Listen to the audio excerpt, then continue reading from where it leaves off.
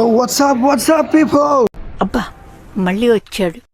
మరి of course Friday వచ్చేసింది, cinema వచ్చేసింది, నేను కూడా వచ్చేసాను. ఈ రోజు అయితే F1 చూసేసాను. కన్నప్పకి అయితే వెళ్దాం అనుకున్నాను ప్రభాస్ గారి గురించి, బట్ వెళ్ళలేదు. F1 అయితే అనౌన్స్ చేసిన దగ్గర నుంచే ఈ ఇయర్ లోనే మోస్ట్ అవైటెడ్ ప్రాజెక్ట్ అనమాట. హైలీ ఎక్స్పెన్సివ్ ఐమాక్స్ కెమెరాస్ తో ఆ క్వాలిటీని దింపారు. ఆఫ్ కోర్స్ నేను చిన్నప్పటి నుంచి బ్రాడ్ పిట్ గారికి పెద్ద ఫ్యాన్ అన్న తర్వాత హీరో సినిమాని ఎలా మిస్ అవుతాను. ఫైనల్లీ ఈ రోజు అయితే మనం F1 అయితే చూసేసాం. గా రివ్యూలోకి వెళ్లే ముందు అయితే బ్యాక్గ్రౌండ్ లో ఏదైనా నాయిస్ వస్తే ఇగ్నోర్ చేసేయండి, ఎందుకంటే నేను బయట ఉండే రివ్యూ ఇస్తున్నాను అనమాట.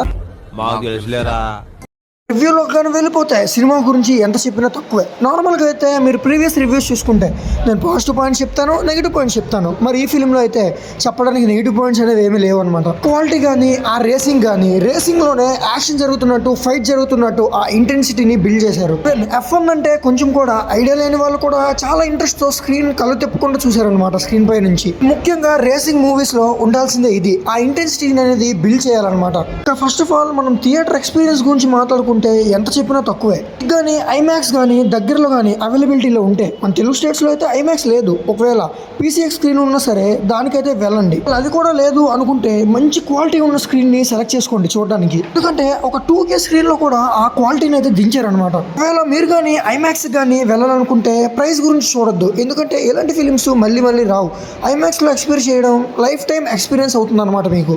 దానికి నాది గ్యారంటీ. మూవీ విషయానికి వచ్చేస్తే ఆ సీన్స్ కానీ, ఆ స్ట్రాటజీస్ కానీ రియల్ రేసింగ్ చూస్తున్నట్టే ఉంటుంది, కానీ ఫిలిం చూస్తున్నట్టు ఫీలింగ్ అయితే రాదు. బాటం నుంచి ఫిలిం అయితే బ్రిక్ టు బ్రిక్ అయితే బిల్డ్ చేసుకుంటూ వస్తారు. ఏదో ఫ్లాష్ బ్యాక్ ఉంది మళ్ళీ కమ్బ్యాక్ అన్నట్టు కాకుండా అన్ని వేరియేషన్స్ ని, అన్ని ఎమోషన్స్ ని మిక్స్ చేసి అయితే ఫిలిం అయితే తీశాడు. నార్మల్ ఆడియన్స్ కి అయినా సరే ఎమోషన్ అనేది కనపడట్లేదు అనుకున్న టైంకి ఎమోషన్ సీన్స్ అనేవి వస్తాయి. ఆ ఇన్స్పిరేషనల్ మోటివ్ కానీ, ఇంత ఏజ్ అయిన తర్వాత కూడా ఆ కమ్బ్యాక్ కానీ ఫెనామినల్ గా తీశారన్నమాట ఫిలిం అయితే.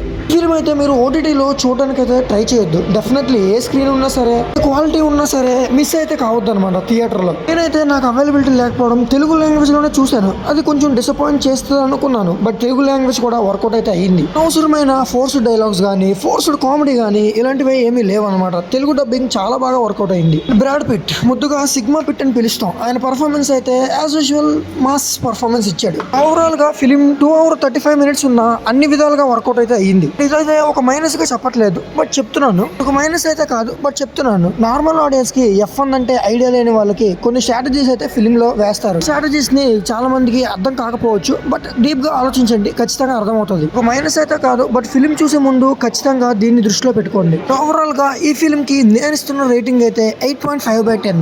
ఫ్యామిలీస్ అయినా సరే, కిడ్స్ అయినా సరే, ఓవరాల్ ఈ ఇన్స్పిరేషనల్ జర్నీని అయితే మీరు థియేటర్లో ఎక్స్పీరియన్స్ చేస్తే డెఫినెట్లీ ఈ ఫిల్మ్ అయితే మీకు ఒక మెమరబుల్ ఎక్స్పీరియన్స్ గా మారిపోద్ది అనమాట.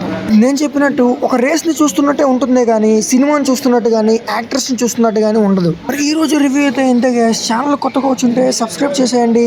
వీడియోకి అయితే లైక్ ఆర్ కమెంట్ ఏదైనా చేయండి, పర్వాలేదు. రియాక్ట్ అయితే ఖచ్చితంగా అవ్వండి. ఈవినింగ్ స్క్విడ్ గేమ్ రివ్యూతో కలుద్దాం, అండ్ థ్యాంక్స్ ఫర్ వాచింగ్.